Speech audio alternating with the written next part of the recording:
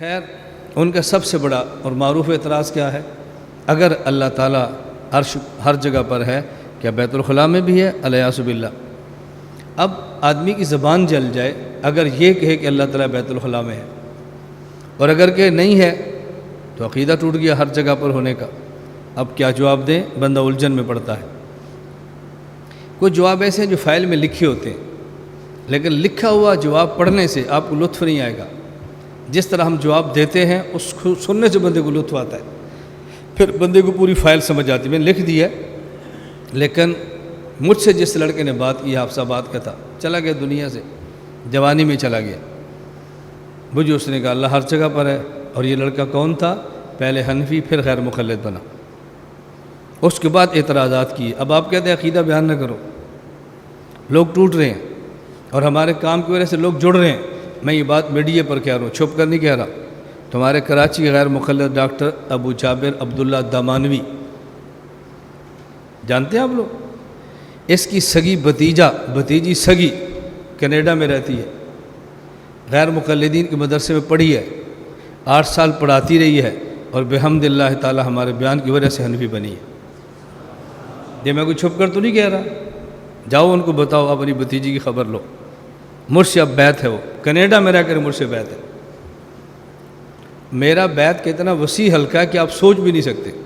آپ کو نظر کیوں نہیں آتا کہ میں اپنے مرید کو مخصوص سٹائل نہیں دیتا؟ میں مخصوص سٹائل دے دوں نا تو آپ کو طلبہ میں پتہ چلے کہ مجھ سے بیعت کتنے ہیں۔ کیوں؟ میرا ایک مزاج ہے، ترتیب نبوت پہ چلو۔ جب پیغمبر خاص سٹائل نہیں دیتے تو میں کون ہوتا ہوں دینے والا؟ میں کیوں پابند کروں بھئی آپ ٹوپی ایسی پہنو، پگڑی ایسی پہنو، صاف ایسے کرو؟ میں کیوں پابند کروں؟ میں نہیں کر سکتا۔ چلے خیر، تو میں نے اس نے مجھ سے پوچھا کہ اللہ تعالیٰ بیت الخلاء میں بھی ہے؟ الیاذ باللہ۔ میں نے ان سے کہا آپ قرآن کے حافظ ہیں؟ جی الحمدللہ پورا حافظ ہوں۔ میں نے کہا قرآن تمہارے سینے میں موجود ہے؟ مجھے کہتا ہے نہیں۔ میں نے کہا محفوظ ہے؟ کہتے جی ہاں۔ میں نے کہا تو خالص غیر مقلد ہے، خالص؟ مجھے کہتے جی کیوں؟ میں نے کہا جتنا بڑا بے وقوف اتنا بڑا غیر مقلد ہوتا ہے۔ جی وہ کیسے؟ میں نے کہا میں کہتا ہوں کہ میری جیب میں پیسے موجود نہیں ہیں لیکن محفوظ ہیں، مجھے کون عقل مند کہے گا؟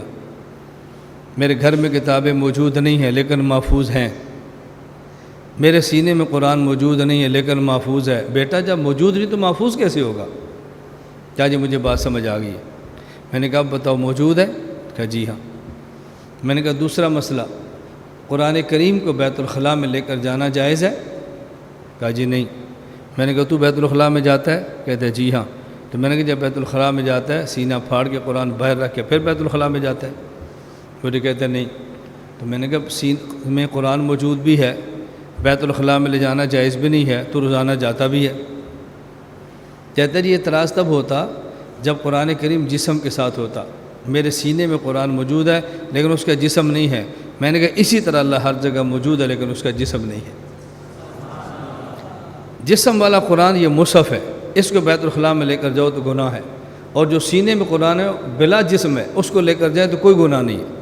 اللہ کی ذات ہر جگہ بالجسم ہوتی تو اعتراض ٹھیک تھا، خدا ہر جگہ موجود بالجسم نہیں ہے، بلا جسم ہے، اس لیے اس پر کوئی اعتراض نہیں۔ اب یہ جو آپ فائل میں پڑھو گے نا تو آپ کو مزہ نہیں آنا، صاحب فائل سے سنو گے تو پھر مزہ آئے گا۔ کیوں؟ یہ جوابات کتب کے اندر نہیں ہے، یہ جوابات میرے ذاتی ہیں۔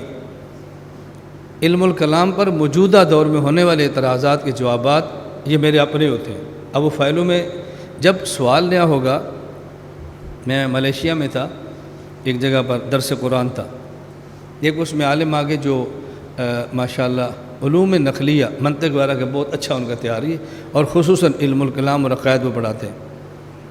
مجھ سے انہوں نے ایک سوال کیا کہ مولانا صاحب یہ جو آپ لوگ ضربے لگاتے ہیں اللہ اللہ اللہ، یہ کہاں سے ثابت ہے؟ یہ کہاں سے ثابت ہے؟ میں نے کہا اللہ کے نبی صلی اللہ علیہ وسلم جسم اگر نافرمانی کرے تو اس کو سزا دینے کی ترتیب بتاتے ہیں۔ جسم سے نہ کرے تو کوڑے مارو، بہتان لگائے تو یہ کرو، چوری کرے تو ہاتھ کاٹو، سزائیں ہیں نا۔ اچھا، اور بعض مقامات پر سزائیں نہیں تنبیہ ہیں، بیٹے کے بارے میں ہے مرو ابناکم بالصلاۃ وابناء سبع وضربوہم علیہم وابناء عشر، بچے 7 سال کو نماز کا حکم دو، ترغیب دو، 10 سال کو تو نماز نہ پڑھے تو مارو۔ میں نے کہا ساتھ ہی اللہ کے نبی فرماتے ہیں کہ دل جسم میں ایک ٹکڑا ہے، الا ان فی الجسد مضغہ، وہ ٹھیک ہے تو جسم ٹھیک ہے، وہ خراب ہے تو جسم خراب ہے، اور وہ کون ہے؟ دل ہے۔ میں نے کہا جسم گڑبڑ کرے اس کو تو ماریں، یہ دل گڑبڑ کرے تو اس کو کیسے ماریں؟ سزا تو اس کو بھی دینی ہے۔ اس کی سزا اللہ کی ضرب ہے، اللہ اللہ ضربیں لگاؤ، اس لیے اس کو ضرب کہتے ہیں۔ ضرب کو مارنا، اللہ کے نام سے اس کو تنبیہ کرو تاکہ دل بیدار رہے۔ مجھے کہتا ہے یہ جواب آپ سے پہلے کسی نے دیا ہے؟ میں نے کہا یہ سوال آپ سے پہلے کسی نے کیا ہے؟ چپ۔ میں نے کہا جب سوال آئے گا تب جواب آئے گا نا یار، سائل آپ جیسے ہیں تو مجیب ہم جیسے ہیں۔ چپ ہو گیا۔ اس لیے اب جب یہ سوال ابھی آیا تو جواب ابھی آئے گا نا۔ یہ سوال امام صاحب کے دور میں ہوتا تو جواب امام صاحب دیتے، تو جب جواب آج ہے، سوال آ جائے تو جواب بھی آ جائے۔ اور اللہ ہر دور میں ایسے افراد پیدا کرتے ہیں جو باطل کو جواب دیتے ہیں، دانت نہیں توڑتے، جواب دندان شکن ہوتے ہیں۔